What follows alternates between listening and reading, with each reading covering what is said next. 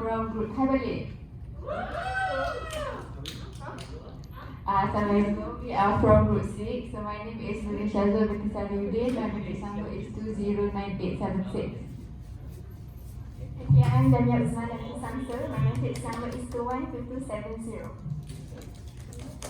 Hi, my name is Mila Mazda binti Rasmi and my matrix number is 211862. Hi, my name is Nordini binti Wahadi. My matrix number is 209809. So before we start this presentation, do you guys remember the old song that about water pollution? Okay, so let us Sing together. Sing together the song.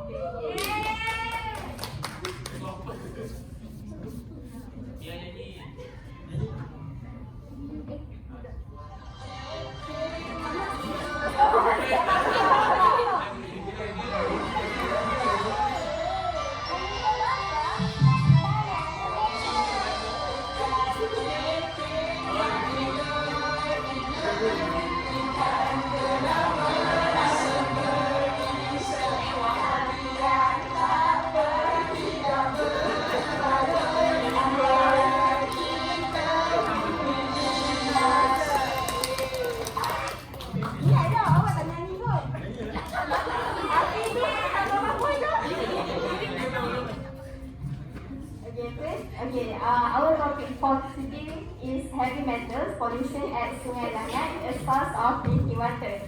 So, some of us don't really know where Sungai Langat is located. So, let me tell you guys.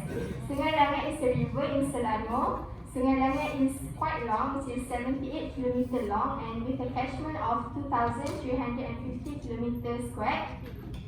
And originates from the Titiwangsa range at Gunung Nawang. So, Sungai Langat has two major tributaries, which is Sungai Semenyih and Sungai Labu, which provide 30% of the water supply in southern Klang Valley. Okay, however, Sungai Langat is facing an immense pressure from the increasing population and demands arising from development and industrialization. So as you can see at the first picture, Sungai Langat is very clean and the water is a bit brownish because of mud, but it's okay. It's normal for all river in Malaysia.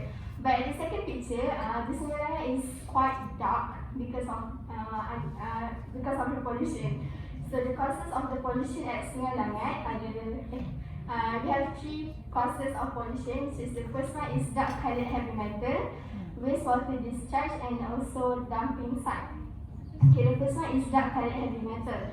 It is leftovers of the industrial push in the late 20th century. Okay, the laboratory tests revealed that it contained barium, zinc, copper, and lead. Okay, I will tell you guys why these compounds are dangerous to us. Okay, for barium compound, it do not dissolve well in water, but they are not generally harmful because the doctor also use barium as a medical purposes, but it could be very toxic and dangerous if the amount is high. So next, for zinc, zinc compound will produce acute toxicity to freshwater organism if the concentration is high, and it also may add unwanted flavor to the water. For copper, normally less than 10% of our daily copper intake is through water consumption. But if the consumption with high level of copper, it can cause nausea, headache, and also gastric. The last one is lead. Okay, lead. EPA, which is Environmental Protection Agency, has set the maximum contaminant level goal for lead in drinking water is at 0. Why 0? Because lead can be harmful to human health even at the low exposure level. Okay, next one is dumping site. Okay, in 2018, Mega Steel, which is one of the irresponsible company, was convicted of 3 charges pertaining to the storage and disposal of toxic waste in Sungai Langat. Okay, the result of water samples collected shows that the amount of ammonia and also arsenic were beyond the maximum acceptable value from the Health Ministry state. Okay, why ammonia and arsenic is dangerous to us? Okay, the first ammonia is actually good and is preferred as nitrogen containing nutrient for plant growth, but the excess of ammonia will affect the aquatic life. It is difficult for aquatic organism to sufficiently excrete the toxicant, so the fish will eventually die.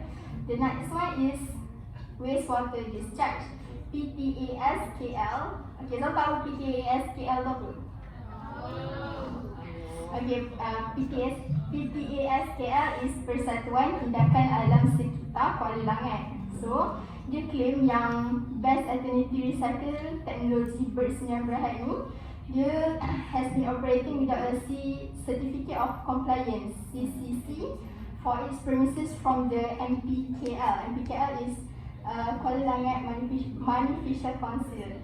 So, the company produce 2.2 million tons of paper. Lepas tu dia tak waste tu dia rasa buang je macam tu and tak dispose properly lah. Lepas tu dia exceeding the discharge amount of treated wastewater into the Sungai Langat per day. Next, lepas tu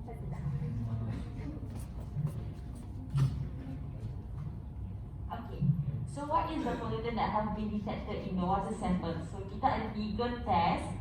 So okay, test of water sample of water treatment plant.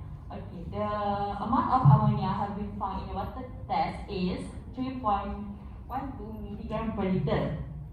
It is much way higher than the Ministry of Health acceptable standard for drinking water, which is 1.5 milligram per liter.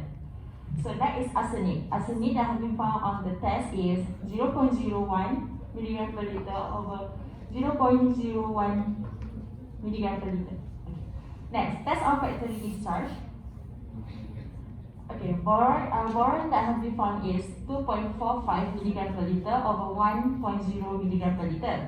Next is phenol, 0.04 milligram per liter over 0.01 milligram per liter. And lastly, oil and grease, which is 2 milligram per liter over 1.0 milligram per liter. And lastly, test on plant water pond. There is 4 elements that have been found, which is phenol, manganese, sulfide, and iron. The phenol has been found is 0.09 milligram per liter over 0.01 milligram per liter. Manganese that have been found is 0.54 milligram per liter over 0.01 milligram per liter. The next one is sulfide, which is 1.6 milligram per liter, much higher from the standard acceptable for drinking water, which is 0.5 milligram per liter. And lastly is iron, which is 1.1 milligram per liter over 1.0 milligram per liter. Okay, so next is what is the current method for the determination of the pollutant. So basically we have found 3, which is chemometric method, mass spectrometry, solid phase extraction (SPE), and fluid chromatography. Okay, so what is chemometric method?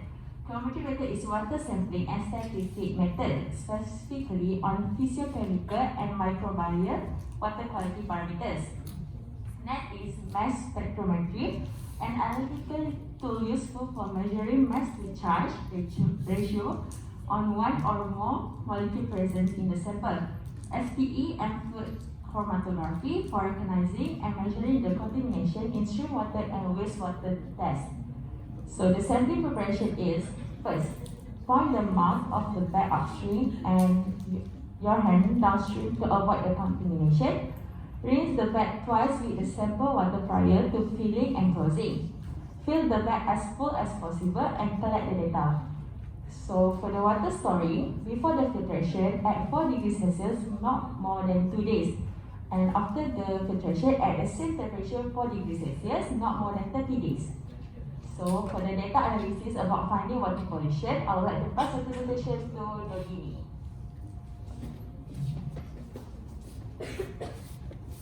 Hello guys, so thank you Dida and Mia.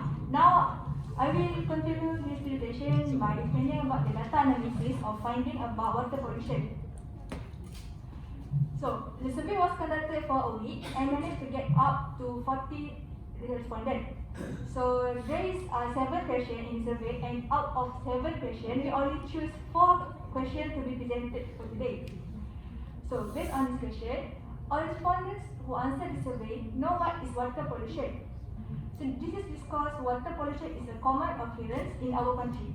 So let me ask you guys. So beside water pollution, what is the common pollution that occur in Malaysia? Air pollution. So if I ask you guys, what you guys really know what is water pollution? Or what you guys really know about water pollution?